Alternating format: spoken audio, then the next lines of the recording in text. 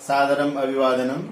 सर्वेभ्यो नमो नमः। एक बार फिर मैं अपने सभी YouTube चैनल के दर्शकों का हार्दिकम स्वागतम, वेलकम, खैर मकदम करता हूं अपने इस YouTube चैनल में। आज हिंदी का एक बहुत ही महत्वपूर्ण विषय है जो कि प्राथमिक कक्षाओं से लेकर के माध्यमिक कक्षाओं, उच्च कक्षाओं एवं प्रतियोगी परीक्षाओं के लिए भी बहुत ही महत्वपूर्ण विषय है। वह विषय है क्रिया विशेषण। क्रिया विशेषण पर इस विषय वस्तु पर चर्चा लेकर के आज मैं आपके साथ हूँ। आशा करता हूँ ध्यान से देखेंगे और निश्चित रूप से इससे आप लाभान्वित होंगे। उसके बावजूद भी यदि कोई परीक्षा रह जाती है, कमेंट बॉक्स में लिखिए। कमेंट बॉक्स में उनकी उस समस्या का समाधान करने का प्रयास किया जाएगा। क्रिया विशेषण अविकारी शब्द है, अव्यय है। अव्यय का भेद है क्रिया विशेषण। जैसे कि क्रिया विशेषण दो शब्दों से मिलकर के बना हुआ है क्रिया विशेषण, अर्थात इसका हम विग्रह करेंगे, इसको अलग अलग करेंगे तो क्रिया का विशेषण स्पष्ट हो गया है। क्रिया विशेषण उन शब्दों को कहा जाता है जो क्रिया की विशेषता को बताते हैं, अर्थात क्रिया जहां पर क्या है, विशेष्य है और विशेषण के द्वारा उसकी विशेषता बताई जा रही है। सर्वप्रथम हम कुछ उदाहरण पढ़ेंगे। उदाहरण पढ़ने से ये सारे बिंदु हमारे धीरे धीरे स्पष्ट होते चले जाएंगे। नंबर 1, हम बाहर जाएंगे। नंबर 2, तुम दाएं मुड़ोगे। नंबर 3, हम यहाँ जाएंगे। नंबर 4, मेरा भाई आज दिल्ली जाएगा। नंबर 5, माँ परसों कोट द्वार जाएगी। नंबर 6, हम कल नहीं खेलेंगे। नंबर 7, सुरेश ध्यान से चलता है। नंबर 8, वह फटाफट खाता है। नंबर 9, राम हमेशा सत्य बोलता है।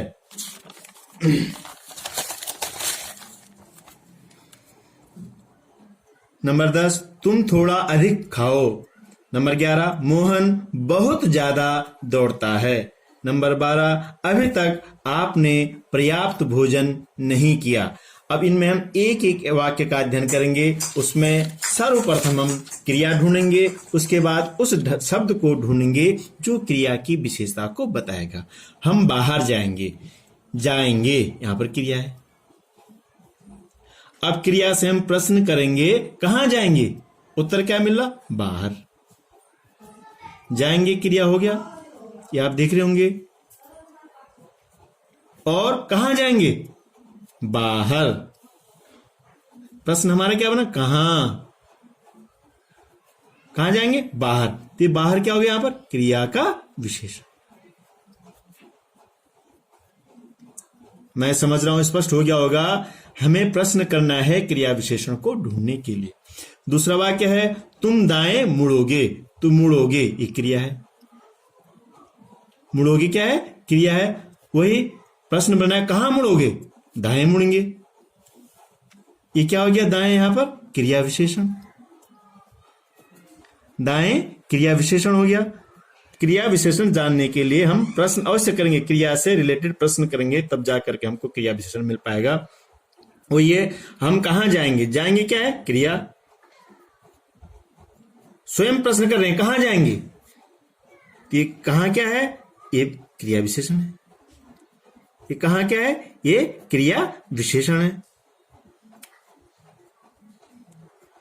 अगला है चौथे नंबर का वाक्य, मेरा भाई आज दिल्ली जाएगा। अब क्रिया क्या है? यहां पर जाएगा। जाएगा क्या होगी? क्रिया। अब कहां जाएगा? दिल्ली। आज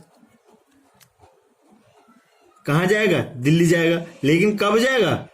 आज जाएगा। तो आज क्या हो गया? क्रिया विशेषण। आज यहां पर क्रिया विशेषण हो गया, ये देख रहे होंगे आप। अगला है, मां परसों कोट द्वार जाएगी। जाएगी क्रिया। कब जाएगी? यहां पर प्रश्न बनता है कहां, यहां पर बना है कब। कब जाएगी? परसों।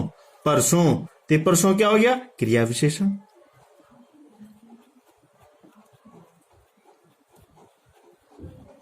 इसी प्रकार हम कल नहीं खेलेंगे, खेलेंगे क्रिया हो गया, विशेषण कल, तो ये कल क्रिया विशेषण हो गया, ये हो गया कल क्रिया विशेषण।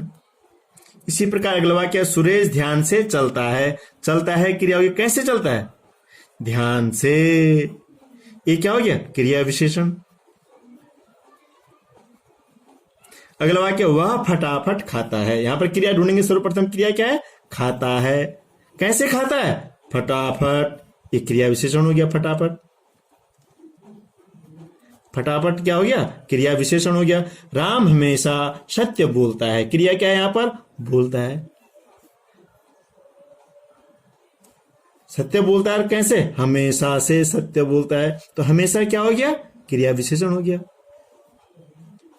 इस प्रकार इन 9 वाक्यों में आपने देखा होगा, पहले क्रिया ढूंढनी है, क्रिया के बाद हमने प्रश्न करना है, प्रश्न करते ही हमको अपने आप क्रिया विशेषण मिल जाएगा।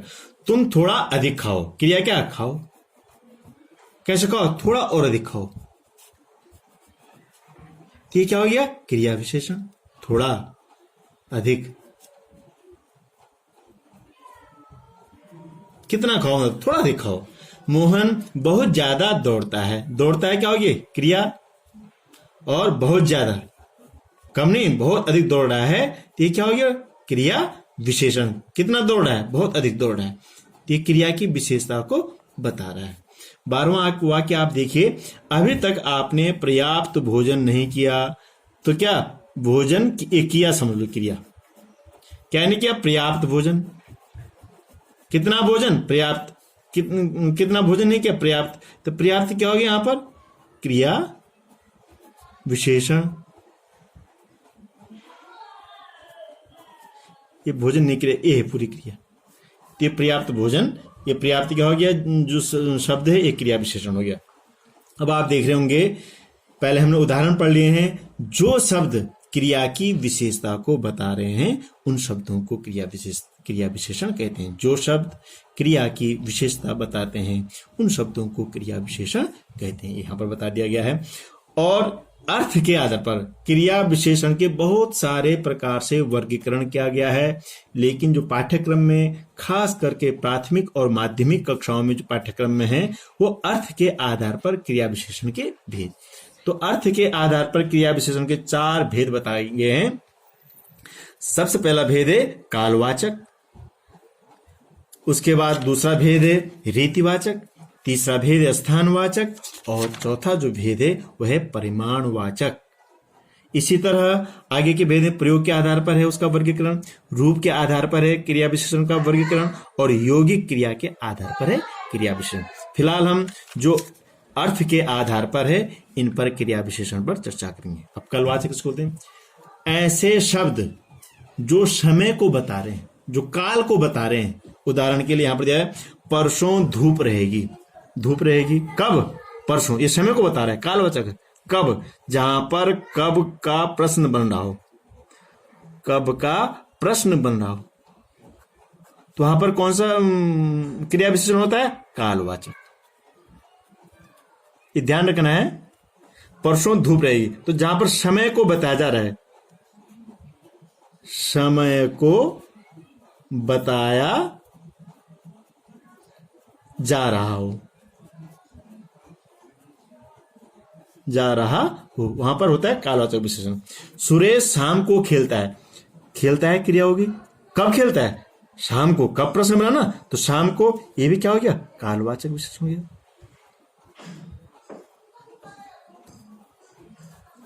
राम प्रातः उठता है, राम दोपहर में खाना खाता है, ये जितने भी शब्द हैं ये सारे के सारे कालवाचक विशेषण के उदाहरण हैं।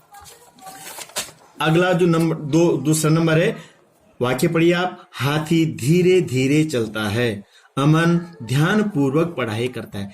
जिसमें काम करने का एक तरीका हो, जैसे उसमें हम प्रश्न बना सकते हैं, कैसे, हाथी कैसे चलता है, चलता है क्रिया, कैसे चलता है, कैसे प्रश्न बनेगा इसमें, जो रीतिवाचक है कैसे, तो कैसे चलता है, उत्तर मिलेगा धीरे धीरे चलता है। तो किस प्रकार का क्रिया विशेषण है, रीतिवाचक, रीतिवाचक, जिसमें किसी कार्य के करने के ढंग का पता लगता है, रीति का पता लगता है, तरीका का पता लगता है। अगला देखो, अमन ध्यान पूर्वक पढ़ाई करता है, एक पूरी क्रिया, पढ़ाई करता है एक क्रिया। कैसे पढ़ाई करता है, प्रश्न कैसे मिल रहा है, कैसे करता है पढ़ाई, ध्यान पूर्वक। ये कैसा क्रिया विशेषण है, रीतिवाचक क्रिया विशेषण। कैसा क्रिया विशेषण है, रीतिवाचक क्रिया विशेषण। तो जिन शब्दों से कार्य करने की रीति या विधि या तरीकों का पता लगता है, तरीकों का पता चलता है, उन्हें रीतिवाचक क्रिया विशेषण कहते हैं। उन्हें रीतिवाचक क्रिया विशेषण कहते हैं।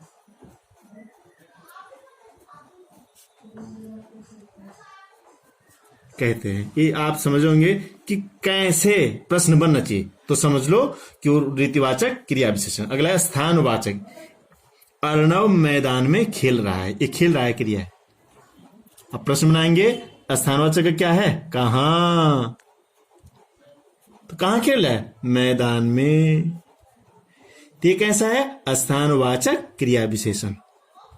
स्थानवाचक क्रिया विशेषण है मैदान। दूसरा वाक्य है, रमा छत पर बैठिए, बैठिए क्रिया है, कहां बैठिए, छत पर। प्रश्न क्या बना, कहां, तो छत, ये क्या है, क्रिया विशेषण। कैसा क्रिया विशेषण है, स्थानवाचक क्रिया विशेषण है। और कैसा, स्थानवाचक क्रिया विशेषण है। तो जिन शब्दों से स्थान का पता चलता है, वे शब्द स्थानवाचक क्रिया विशेषण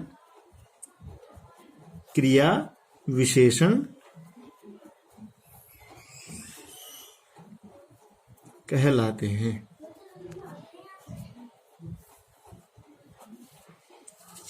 ये मैं समझता हूं स्पष्ट हो गया होगा। आगे जो अंतिम है, परिमाणवाचक, मात्रा होनी चाहिए, उसमें परिमाण होना चाहिए, थोड़ा, कम, ज्यादा, अल्प, न्यून, अधिक, इस प्रकार। तो जहां पर ऐसा वो होता है, वहां पर परिमाणवाचक क्रिया विशेषण होता है। पीता है, मोहन अधिक पानी पीता है, पीता है क्रिया है। कितना पानी पीता है, मात्रा बता रहे हैं। प्रश्न लघु इसमें क्या बनता है, कितना, कितनी, इस प्रकार से बनते हैं प्रश्न। किसमें, परिमाणवाचक क्रिया विशेषण में। तो पानी पीता है, कितना पानी पीता है, अधिक। एक मात्रा को बता रहे, एक परिमाण को बता रहे। तो कैसा क्रिया विशेषण हो गया, परिमाणवाचक। अधिक जो है परिमाणवाचक क्रिया विशेषण हो गया। इसमें प्रश्न बनता है कितना, कितनी। रमा कम सोती है, सोती है क्रिया। सबसे पहले हमको क्रिया ढूंढनी, तभी हम विशेष क्रिया की विशेषता को ढूंढ रहे। कितना सोती है, प्रश्न बनना है कितना, ध्यान दो आप, कितना, तो कम सोती है। तो ये कम क्या हो गया, परिमाणवाचक क्रिया विशेषण। तो ये आप जो शब्द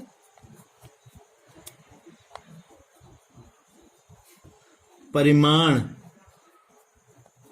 या मात्रा को प्रकट करते हैं।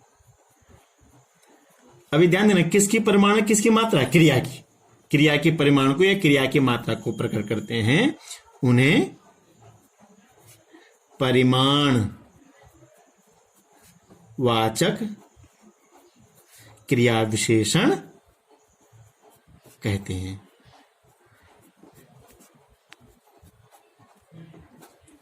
इस प्रकार से यह कहा जा सकता है। जो शब्द क्रिया की विशेषता को प्रकट करते हैं उन्हें क्रिया विशेषण कहते हैं। और क्रिया विशेषण मुख्य रूप से अर्थ के आधार पर 4 प्रकार से होता है। कालवाचक, नंबर 2 रीतिवाचक, नंबर 3 स्थानवाचक और नंबर 4 परिमाणवाचक। कालवाचक वो क्रिया विशेषण होते हैं जिसमें समय का बोध होता है। रीतिवाचक वो होते हैं जिसमें कार्य करने का तरीका का ज्ञान होता है। स्थानवाचक वो क्रिया विशेषण जिसमें स्थान के विषय में जानकारी प्राप्त होती है। और नंबर 4 परिमाणवाचक वह क्रिया विशेषण होते हैं जिसमें क्रिया के परिमाण, क्रिया की मात्रा के विषय में ज्ञात होता है। क्रिया के परिमाण के विषय में ज्ञात होता है। इस प्रकार से ये क्रिया विशेषण क्रिया की विशेषता को प्रकट करते हैं और अर्थ के आधार पर 4 प्रकार के होते हैं। इस प्रकार जो क्रिया विशेषण यह विषय वस्तु हिंदी की महत्वपूर्ण विषय वस्तु है। और इस वीडियो में यह स्पष्ट कर दिया गया है कि क्रिया विशेषण किसे कहते हैं और अर्थ के आधार पर उसके कितने भेद होते हैं और उन क्रिया की विशेषताओं को हम कैसे पहचानेंगे, प्रश्न करके। जैसे रीति से संबंधित रीतिवाचक क्रिया विशेषण, स्थानवाचक क्रिया विशेषण, परिमाणवाचक क्रिया विशेषण और परिमाणवाचक क्रिया विशेषण और स्थानवाचक क्रिया विशेषण, रीतिवाचक क्रिया विशेषण और कालवाचक क्रिया विशेषण। तो कालवाचक में कब, रीतिवाचक में कैसे, स्थानवाचक में कहाँ और जो ये परिमाणवाचक है कितना या कितने, इस प्रकार प्रश्न करके हम इन क्रिया विशेषणों की पहचान कर सकते हैं। आशा करता हूं आप ध्यान से देखेंगे, निश्चित ही आपका जो अर्जित ज्ञान है उसमें वृद्धि होगी और परीक्षार्थियों को इसका लाभ मिलेगा। ध्यान से देखेंगे। यदि फिर भी कहीं पर किसी प्रकार की कोई शंका हो तो कमेंट बॉक्स में लिखिए और चैनल को सब्सक्राइब करना न भूलिए। सब्सक्राइब करने से ये लाभ हो जाता है कि हमारा जो नया वीडियो आएगा उसकी जानकारी आपको ऑटोमेटिक मिल जाएगी। मैं एक बार फिर सभी दर्शकों का, सभी पाठकों का, सभी श्रोताओं का हृदय की गहराइयों से धन्यवाद ज्ञापित करता हूँ।